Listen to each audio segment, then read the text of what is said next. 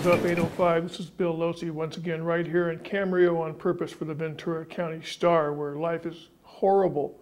Not necessarily in Camarillo, but life in general. Dodgers not in first or close to it, but the stinking Giants are in last where they belong, so there's that.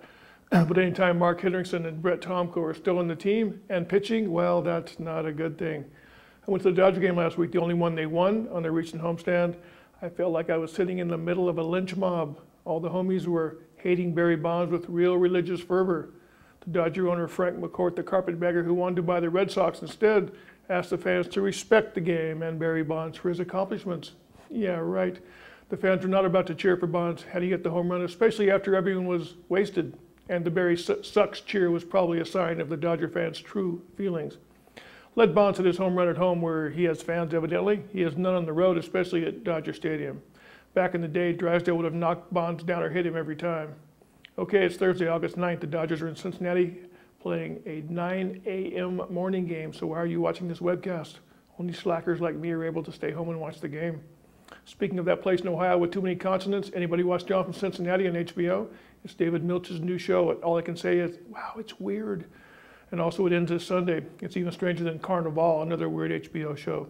Okay, enough mindless exposition. Here's some musical options should you decide on a trial separation between your butt and the couch. In LA, it's one of the best bands from the Warped Tour, Bucko 9, doing their rock and ska thing at the Knitting Factory. There's a stellar roots rock from Little Feat at the Cavernous Canyon Club in Agoura Hills, where once upon a time there was nothing except Wisdom's Restaurant, which is still there. The Legalizers will bring their reggae dance party to new and improved Wine Lovers in Ventura, where the patio is bigger now. Afterward was supposed to play at Bernadette's in Ventura, but she's having temporary permit problems with the city of Ventura, so stay tuned for her. One of my favorite bands, the Shakedowns, will play classic pop rock and a few Frank Barajas originals at It's All Good downtown to the movie theater, where I thought the new Harry Potter movie was too loud and nothing more than a transitional setup for the next movie. And the Simpsons movie was just okay, not great. Down at the fair, it's Girl Rock That Rocks with the Bangles. They had a bunch of cool hit tunes back in the 80s. Hazy Shade of Winter, Hero Takes a Fall, Walk Like an Egyptian. They were my victims in this week's timeout, so it must be true. Up the road, a piece in Miners Oaks, it's Ragin' Cajun music with Flambeau at the Deer Lodge. And way up the coast, past the rich people in the Rincon, in Montecito, in Santa Barbara, and San Ynez, it's the Temptations at the Chumash Casino. Despite the fact that most of them have entered the past tense, I'm sure they'll still sound great. As to this week's rock and roll call, my music rating service of cyberspace, here's what I was listening to this week. First up is Big D and the Kids Table. Their album is Strictly Rude, and it's on Side 1 Dummy. What a weird name for a label. Saw them with the Warped Tour. Ska always works for me, and their ragged and rowdy live show was mostly just fine.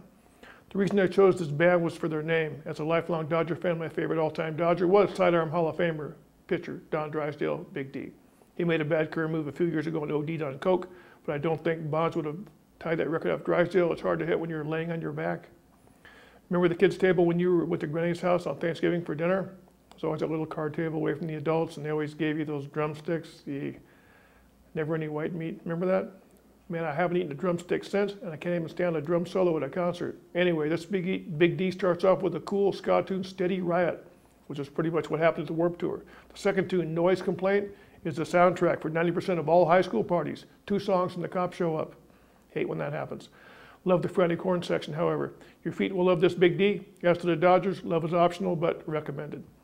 Next up is Soft Machine. That's a new one by the Teddy Bears. It's on Atlantic Records. These 3 little bears are Swedes who used to be punkers, but now they do this cool techno dance thing. They've definitely got the grooves, also the guest stars. For example, Mad Cobra will have the important parts of you swaying with Cobra style, and Iggy Pop is understated, for once, on the album's Rager, Punk Rocker, which would surely be autobiographical. Named for Phil Spector's old doo-wop group, the Teddy Bears, this was well before Spector decided to shoot his mouth off and is now other directed for allegedly killing that giant blonde. The kid-friendly Teddy Bears, on the other hand, were named for Teddy Roosevelt. Hey, it's a history teacher in me. Anyway, nothing close to a bad cut from these Teddy Bears. Scary cover, however, and I did go to UCLA, so I do like bears. Finally, a new one from M. Ward, that's Michael Ward. It's called Post-War, and it's on Merge Records, a cool indie label from North Carolina. I shoot Tar Heels, the Civil War reenactments. I read somewhere that Ward is from Ventura, but Merge, much like Atlantic, is too lazy or indifferent to send a band bio, so I don't know. Anyway, Ward was understated, low budget, and cool when he opened for Norah Jones not long ago at the Santa Barbara County Bowl, where he was doing the guy in the acoustic guitar thing. He's got some cool lyrics working, such as, if life's so short, then why is the night so long? And he draws out wrong for several seconds to John Edwards' extremities on the title tune. Well, it's clear Ward knows what he's doing. He's got sort of a smoky, gravelly voice. Think tuneful Tom Waits. This is Ward's 4th album, and it's due out August 22nd. I can wait. I already have it. Okay, that's my story, and I'm stuck with it, and now too, so are you. Thanks for sharing some time with me, and me being Bill Locey, Studio 805, Ventura County Star. Save the top hat, save yourselves, and go check out some live music. And remember, if no one tells you how to act, then how are you going to be?